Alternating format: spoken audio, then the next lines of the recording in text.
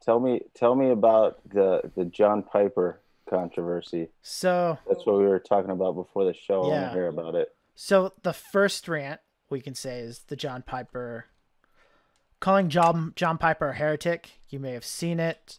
There's been blogs written about it. I think the Trinity Foundation has one, if I remember right. It's been a while since I read it. And so you have people calling John Piper a heretic. And so you have this. I think they're wrong.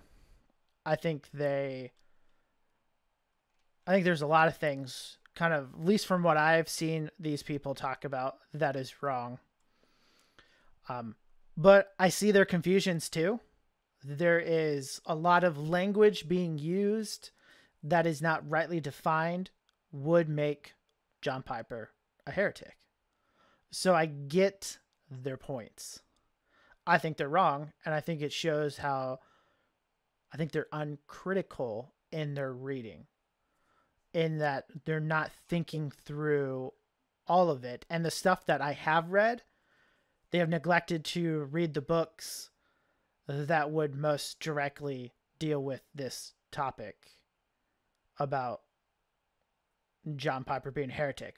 And so to kind of spill the beans on what they say, could say how I'm going to phrase it. They believe John Piper believes in this idea of covenant nomism. Now, Natty P, do you know what covenant nomism is? Where you just I've talk to some heard people. I've heard the accusation thrown around.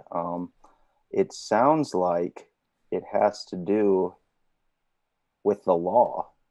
So, covenant nomism is believing with covenant law, kind of how it's defined, if we want to say it specifically, is that it's that when you're in a covenant, to be able to maintain your status in the covenant, you must be keeping the covenant laws.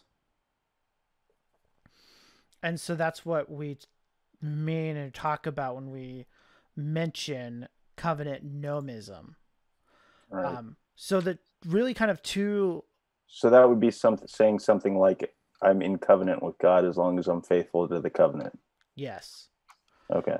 So how this is played out in recent terms, there's actually two sides, or there's two groups of people that have come to the same conclusion with this kind of covenant nomism. And I think this is important before I get into why I think, um, at least from what I studied this, or why I don't think John Piper is a heretic. And so the first side is called New Perspective on Paul. Mm. Really been popular with N.T. Wright is the one who really makes it popular. You have other people that are also connected to it with like E.P. Sanders and some others, kind of give it the scholarly background. And it really kind of looks at Second Temple Judaism and this idea that when Paul is talking about law keeping, he has the idea of covenant nomism, that God enters a covenant with you and you maintain your position in it. And this plays out in that N.T. Wright specifically denies a present justification. That is, one is saved, one is not justified. Mm. One becomes justified when at like the great throne judgment. So that's the new perspective and how they play with that. They would deny that justification has this forensic idea that is very, what they would say, coming from the Protestant Reformation. And that's a wrong understanding of justification. We shouldn't think of it that way.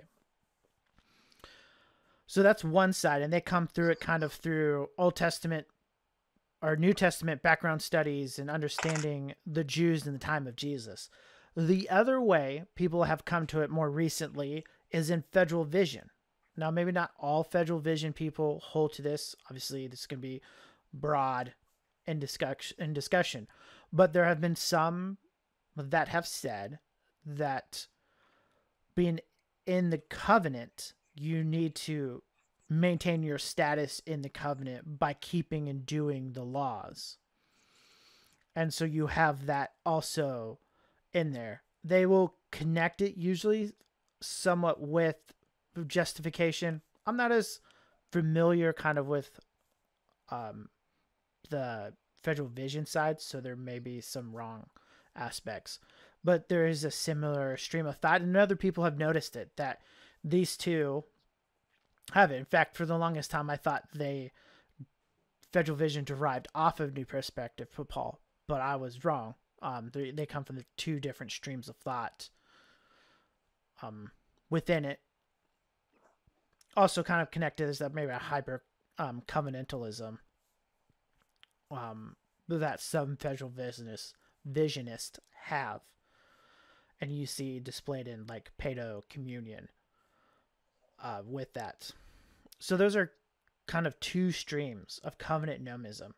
And why I want to explain that, because that's kind of the point of their attacks.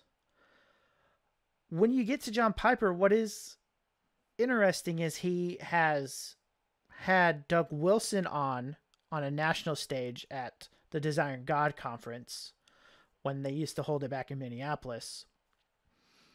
But also he has written against N.T. Wright and N.T. Wright's view of justification in thick volumes.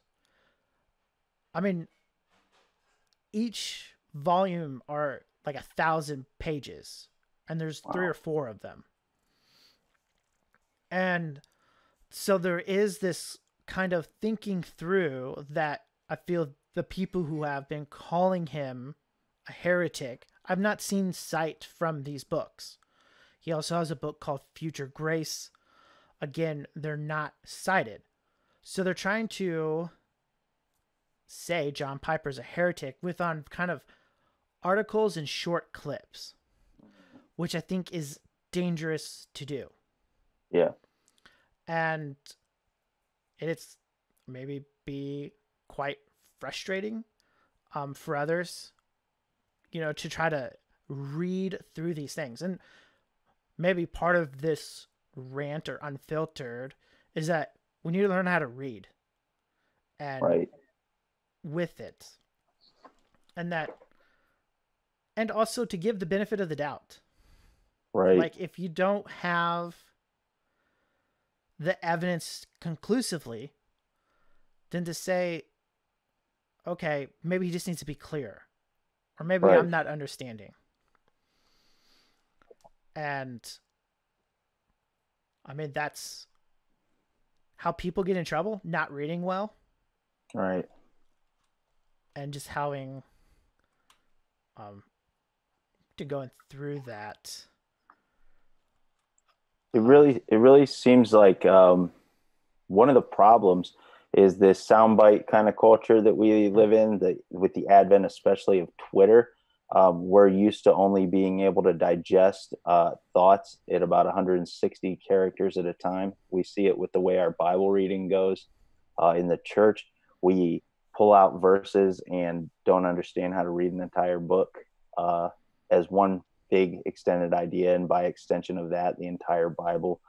I think that the Twitter debate or the face debate has really done a big disservice even to this academic style thinking, where we see a short thing and want to respond to it immediately without even digesting it. It used to be in the old days, like if the reformers or the church fathers were having a debate with someone, they'd have to sit down and write a letter. So as they're writing the letter or reading the letter, to even respond, they like when Martin Luther sits down to write bondage of the will, he actually had to read and deal with Erasmus.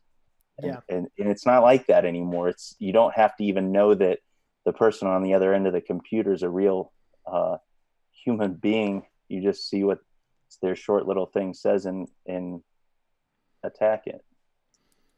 Yeah. And I think another thing how this plays into is how we understand words. So part of the question is this understanding of justification and how Piper talks about this idea of future justification or future salvation. Now, I'm going to admit right now, I do not like those terms. Not as future salvation, not as much, because I feel like there's a nice correlation, maybe a different language with glorification and kind of the finishing Right. process of it. But this idea of final justification, that's the sticking point. Right. And what I think is the problem is because they're not really understanding him, and John Piper's trying to using biblical language. Now there is a very technical definition of justification. And to say that right off the bat. So here, G220 radio, we believe in justification by faith alone. We believe justification is forensic and it's applied at the beginning when the believer repents and trusts in Christ. And he's then justified before God and he's clothed with the righteousness of Christ. There is this formal definition of the doctrine of justification. I don't think when John Piper uses final justification, he is thinking of a formal theological understanding of justification. The critics I've read have been imposing that into it. I think what this comes clear is that James talks about being justified by our works. And now you might say, whoa, that's just not what you talk about. But here's what I would say. I think James, using the same word as Paul, is using a different nuance to the word justification. So one can be legally justified. But we also use justification to talk about proof, about Right. evidence. I think when we understand James in this context, well, what is he talking about? He's talking about you just can't have faith. You need faith and works. You need, and the works justify you or prove that you have faith. And he comes with that indictment. You believe God is one, good. So do the demons. Like, there's a sense in which the demons have the theological knowledge to understand and believe that God is real. But they don't show their faith in works. They don't have the faith that we're called to have. And I think what John Piper is trying to do in some of language that may be easily to be mixed up is to try to understand what does it mean that we are, like, our works prove our salvation, how this works in the great throne, and when the names are called, there is a judgment of works for both the believer and the unbeliever. And I think what John Piper is trying to do is to think about that event in light of our current and present life. So what does it mean? So then final justification becomes this idea that I'm not justifying myself before God that I should go into heaven, but this kind of proof or demonstration that God has saved me and now I can enter heaven.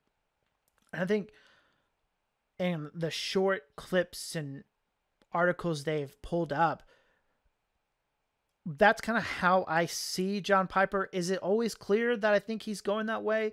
Not always, but there's other evidences that looking through it can kind of show that he's not using justification in the same way as the formal theological definition that we all in the Reformed faith have come to know and to love. Right. And I think that goes to show us that sometimes Christians of different faith traditions can have a different way of talking, and they may be completely orthodox in their belief, but the way that they say it, I don't necessarily agree that, like you said about final justification, that that's a helpful way of talking, since we already have a biblical, theological, systematic word that is used that way. But what it shows us that Christians of different faith traditions talk differently, is that we should take a moment, take a breather, and try to understand them, not try to get as many clicks and likes off of the backs of calling them heretics and seeing how many people we can uh, hunt out and unfrock. Yeah. And I think it just to show, I think you give grace. Right, But I also want to say if John Piper continues to talk and he moves maybe closer to this theological, this covenantal nomism or something in a similar like, we shouldn't be afraid, even though he's a popular preacher, to call him a right, heretic. right, And to call him out on it. You would hope that maybe some of his friends that have platforms also would uh maybe help him out and try to think about it more. But there is a sense in which, and probably how it is, we need to be kind of quick to listen and slow to write. Why we really haven't addressed it on G220, though it's a topic I've thought about addressing multiple times, is sometimes there's just a lot of reading behind it and a right. lot of thinking through and the stuff that he's written um, to make a conclusive case. And I think that's where I land now with what the information they have, the information that I've read from them and my own research. I mean, there can be more to be done and to think through and to work through, even with it. But here's the real kicker. They like to quote his introduction or foreword to Thomas Schreiner's Faith Alone book, published by Zondervan, part of the Five Sola series. It's come out in the last 3 years now, I think. And he makes statements, and you kind of have this idea. What was funny, I meant to grab it and I didn't, is that Dr. Schreiner talks about that exact concept later on in similar ways, and they don't even mention it. Mm-hmm. So now you see kind of this selected evidence with it. You're like, while they're trying to build a case on Piper and just kind of the few sentences he writes in a larger book, and a forward he writes, they're not willing to read the book. And when this initially came out, and this has been several years, and I pushed against it, and like, well, you haven't read the book, because if you know, you would have read this. And the guy kind of backed away and just wouldn't, kind of dodged around. So that's, even while you can say it's two authors, there's also kind of trying to think of how other people have thought about this. Because if John Piper and Thomas Schreiner agree, well, you should be able to call probably one of the best New Testament scholars, at least conservative New Testament scholars today. His Romans commentary is highly revered, and his Hebrews, you should be able to say, well, no, he's wrong. He doesn't understand this future justification or this final salvation.